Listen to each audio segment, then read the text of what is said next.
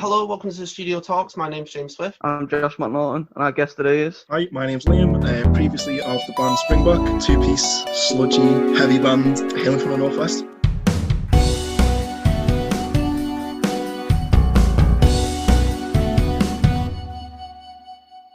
I was going to ask about that, right, because I was thinking about this earlier today. What are your inspirations musically? At the time of Springbok? At the time of Springbok, yeah. So at the time of Springbok, it was like a lot of bands like Electric Wizard. And to be fair, actually, I'd say most of our friends' bands were our inspirations.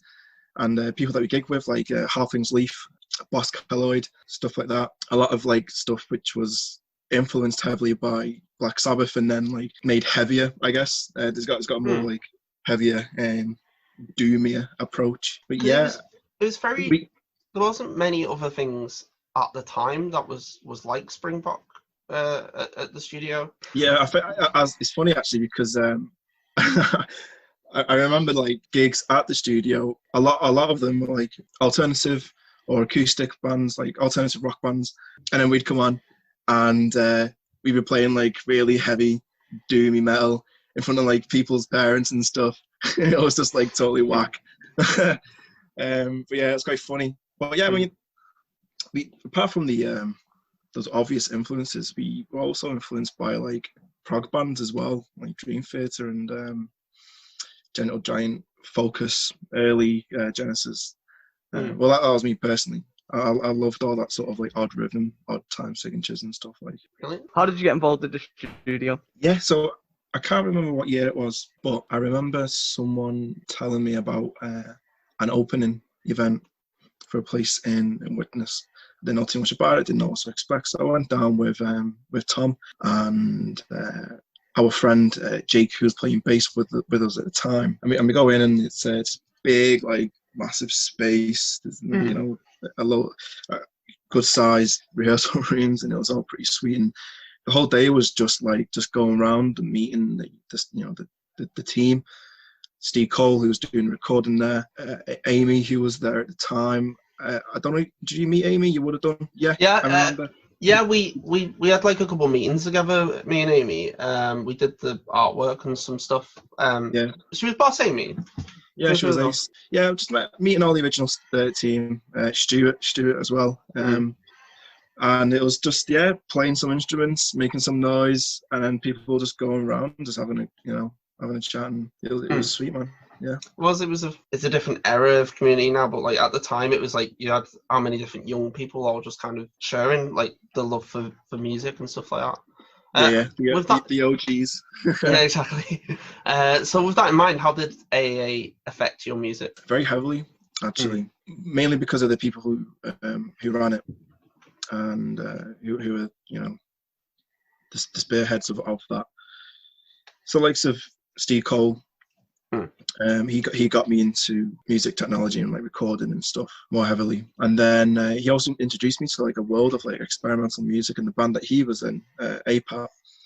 And then I met Jackie's son, Jake. He introduced me to other things, and then like that's when like my DIY electronics became part of my life. So I started building like my own guitar pedals, my own effects, and like modifying old retro keyboards to make really crazy sounds and stuff, and then I ended up with a Game Boy to write chiptune music and stuff like that. So yeah, it played a heavy part in music, and especially having that massive space for like live events as well. And like me and Tom were never really the ones to like take the stage. Really, we preferred the ground level being in the audience, and it's a great space, obviously being able to practice in that same space as well. Definitely. Yeah, it just it affected everything heavily. I think on top of that, I mean, the fact that Tom said this actually was the fact that it was free as well. You'd expect places like the studio to what they had on offer to be quite expensive, whereas obviously most everything was kind of free, wasn't it? Yeah, absolutely. We just paid, was it 60 pence for a Coke or whatever? Yeah, bloody hell, yeah. I literally remember the day, because I remember it was 75. This is the most arbitrary conversation we've ever had, ever on the podcast. But I remember one day, because it was 75 for how many years for a can of Coke, and then one day we'd run out of fives, 5p's, and Tank got like a permanent marker and said, right, they're now 80. They've gone up to 80. I was like, right, okay. Classic. Oh, Tank. Yeah. Rest in peace, old chap. Definitely. What a lovely guy. Yeah, I really do miss him. Like, going in, like, and just he was the first Talking, face wasn't to it? see. Yeah, exactly. You know, It was like very he much was the face, like, wasn't he? I was gonna say the face of the studio. Yeah, definitely. So what got you interested in doing music? I'm not gonna lie, all my friends were doing it at the time, and I was just like, I want to do that. I want to get involved in that. So yeah, I was like in school and stuff, and obviously I was just like, I want to be a guitarist. I want to be at the front stage. I don't want to be no drummer. I regret it because had I been a drummer, I would have been in like 5 bands by now. But I'm a guitarist, and unfortunately, it's 10 a penny. So yeah, and that's kind of how it happened. And then meeting Tom through school as well, and getting a little band together with our friend Jake. Yeah, I mean that was it pretty much. Nothing exciting. There's no like epiphany of like, you know. Yeah. There was a story that Tom mentioned that I kind of wanted to ask on this, where apparently you two were enemies, and then one day you came up and said, I like what did you say? I like Slipknot now or something. Yeah, that's it. I like Slipknot. Yeah. I couldn't remember like verbatim, you know. Yeah. But, yeah, we weren't like friends just by you know, differences and stuff, style differences, standard school stuff. I was gonna say that's school, isn't it? That's just. Yeah, for sure. And yeah, we became friends, funnily enough, because our humour was matched, compatible. I mean, when then Tom introduced me to all the heavier, the dark side. Yeah, definitely. I mean, when Tom said that, I was like, how could you two are basically like 2 peas in a pod. Like the humour you both bring is brilliant. Oh, thanks, man. What was the origin of Springbok? Me and Tom had like a previous school band with Jake, and after that, I think we just decided to be like a 2-piece, and then we were getting to like a lot of noise rock bands, most notably Parchim. And our friend Jack, he was also in a band with Tom, Aeroplane Flies High. And again, yeah, like talking to Jack again, he influenced me and showed me a lot of different bands, and so Springbok kind of just formed organically. We had a few different names.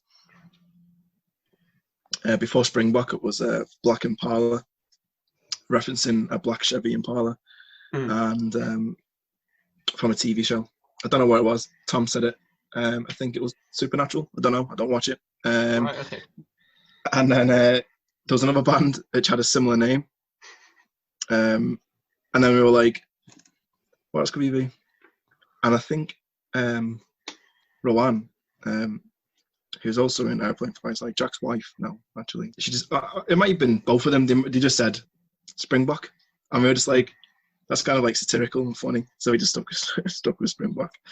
Oh, that's brilliant. I always wondered about the name.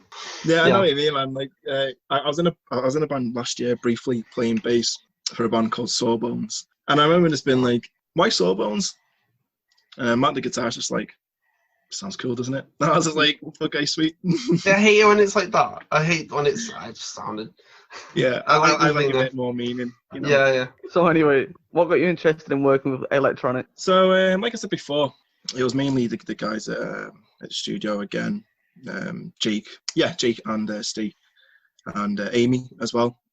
They all got me into like doing all the DIY electronics and modifying little circuits and building my own little synthesizers and stuff. I didn't really go down the synthesizer route in the end. I did a bit of it. I did more modification. I moved on to doing like mods for like retro consoles. Most notably in the music world, it'll be the Game Boy, which I do have here somewhere. Don't know where it is though. And then building my own guitar effects pedals.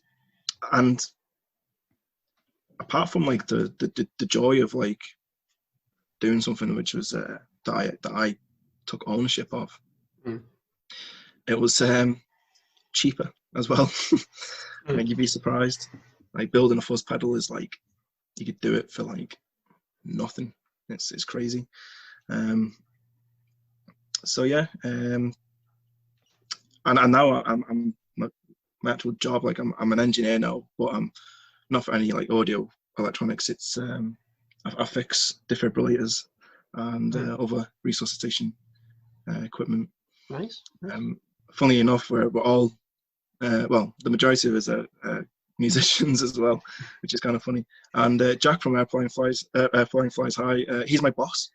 How crazy is that? That is mental. Yeah. I was in Santorini on holiday, and I get a text saying, "Have you applied for such and such?" And I was like, "Oh, he's gonna tell me like it's really bad or something." But now he was like, "Oh, I'd be a boss," and I was like, "Oh, sweet man." So yeah. Oh, really?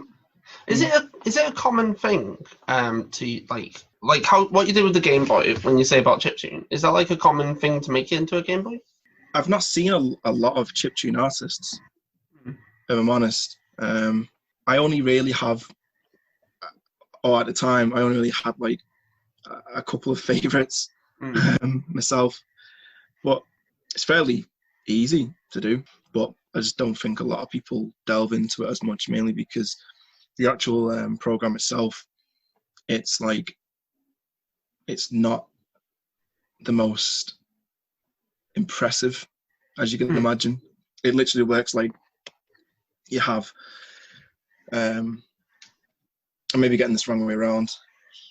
So you have like you have 4 channels, 2 pulse channels, a noise channel and a wave channel, and then those channels have like phrases, and within that phrase a chain, and then within that chain will be a sequence of notes, and you can have quite a lot of phrases and then a lot of chains within that phrase and such and so forth, where it's literally like programming it note by note.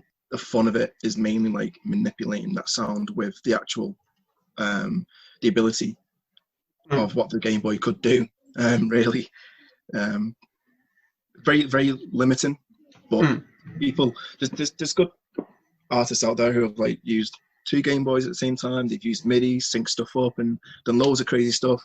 I was pretty boring in comparison. I was literally just like, here's my Game Boy, heavy electronic music, let's go. And that was it. See, I thought there was a level of like the one that you did at the studio a couple of years back. It had a level of I don't want to say novelty, but do you know what I mean? Where it was like the entire night was like quite loud bands, and then it was like let's look at this really cool thing for 5 seconds. Let's all just stop and look at this really cool thing. It was just, I think it's different as well. Like it's such a different a talking point, if that makes sense. Yeah, I've got a funny story actually. So when I was doing sound engineering quite a lot for the gigs I was putting on with Christian, who's in Salt the Snail, which, you know, as you know, Tom is playing drums for. So I was putting on gigs and stuff, and I was usually doing the sound setup. I won't mention the band or anything like that, but this band played, and then in between the sets, so one band finished, there's usually like a 15-minute gap, right? The other band setting. Yeah. In between that, I had my Game Boy, so the sound was set up, like everyone was cool. Like I just got my Game Boy, Christian was like, go for it, and I was like, sweet. And I just did like a little bit of a set. The bands loved it. Like they all crowded around. The tour manager was not happy, like at all. He hated it. Like he was not happy that I did that. He just see me as this massive inconvenience. And I was just like, whatever, dude. That's really well. But yeah, it was good to like just have people just like crowding around, and it's been like, what's going on? Exactly, yeah. It's almost like there should be like workshops of it where it's like because I remember once we had a theremin just like going on in the chandelier room, and that was pretty much a workshop where people could come up and go, what is this? And that kind of fits with that as well, where Yeah. people should have been able to come up and go, what are you doing? What is it? Because it's really For cool. sure, yeah. So what have you been up to lately with music? You know, I'll be honest, not too much, but I've been writing on my own a lot. I have spoke to Tom rather recently, actually, about, you know, maybe doing something again, maybe something a lot different. My tastes are different now, you know, and I'm into like different things. I'm not into what I was when Springbok was around. Not that it's bad or anything, you know. No, but I would say that Springbok was like a midpoint for the both of you. So you've both kind of grew out of it. Do you know what I mean? Yeah, absolutely. So from like all the new experiences and all the other new influences that I found, you know, a lot of it was like sort of like hardcore punk type bands and very like emo revival and math rock bands and stuff like that. I just sort of started writing similar stuff, and obviously that's not Springbok, but, you know, I said to Tom, you know, if you want to start something new, like that'd be cool, it'd be sweet, let's see what we can do. And talking, I've been talking to other people as well, but for now I've just been writing on my own. I've been doing some like acoustic stuff as well. Oh, that's nice. Sometimes on my Instagram I'll just literally like I'll plug into my setup, and I'll just do like some really dark ambient loops and stuff with my looper. So yeah, that's pretty much me now, and I'm hoping to be starting a band soon. Who knows? But I'm just writing. I'm sure that you know, things happen at the right time, don't they? So I'm hopeful in that respect. I've got all the gear, some sort of idea. I just need other members. Definitely, brilliant. The issue is, and I find this quite a lot. It's that people like the idea of being in a band, but then actually putting in the work and actually getting in a room and talking and engaging exactly on that level, you know. Some people are just like that. I think it was Dan in college. I think it was. I'm not sure. I think it was Dan in college who said that the worst thing about being a musician is working with other musicians. Dan Walsh. Yeah, I'm sure it was Dan who said that. Yeah. And he's totally right. Yeah, I still speak to Dan. I do. I was actually before lockdown. I was working the gin festivals when he's got his own gin company. Oh now. With Dan's doing it as well, isn't he? Yeah. So Dan is doing gin and rum festival mainly now, and he's got his own thing going on. Wow. Okay. And so Dan's got Rascal Gin going on, and he was just like, "Hey, do you want to help me out with the gin festivals and stuff?" And I was like, "Yes, sweet." So yeah, some, you know, you'll see pics of me on that page in my apron, looking dapper and stuff. Dan is he's been very good at, whenever I post something on Facebook, like musically, he'll like comment, but not just comment, but he'll like say, "I've picked up on," what did he say the other day? He said, "I picked up on that G sus4 that you did in the middle of," and I'm like, "Oh, thank you for being the only person in the world who would ever notice that I did that." Yeah. He's very perceptive. Yeah. Very perceptive man. Awesome. That's awesome. So, in terms of social media, where can people find the you know, when you said about Instagram? Yeah. Where can people find your Instagram? So on Insta, it'll be, to be fair, like, there's nothing there, man. For like, I don't really write songs in it. It's just, it's literally like nada. If I do start writing full stuff, because it's not something that's like, you know, overly impressive, and people are going to be like, "Oh wow," I'm not like keeping on top of it or anything like that, you know. So I think if and when I finally find members and actually start doing stuff properly, I'll be sure to let you know. Awesome. But obviously I don't want to get people's hopes up and be like, you know, is this thing, you'd be very disappointed. I guess I'm very like particular about like my my output and stuff, and if I want, I'd want people to experience like my more favoured material, and that's not where I'm at yet, you know. And I think as someone who is kind of creative, I'd like to think that I am creative, but I'm a man of modesty. So I think when it comes to that, I find it quite healthy to just be like, to be sure about my material and my output. I'm quite decisive in that way. I just want to put the best out there. Is what I'm saying. Yeah. No, that makes total sense. Thank you so much for doing this. This has been really fun. It's really been good talking to you. Yes, it's been ace, man, and it's good to meet you, Josh, as well, mate. Nice to meet you too, there. Yeah, unless I've met you before, I really you couldn't. look kind of familiar. But... Yeah, I've been around. Ace. Cool. Thank you for doing this. I'll see you soon. Yeah, man. Take it easy. See you later, guys. Bye.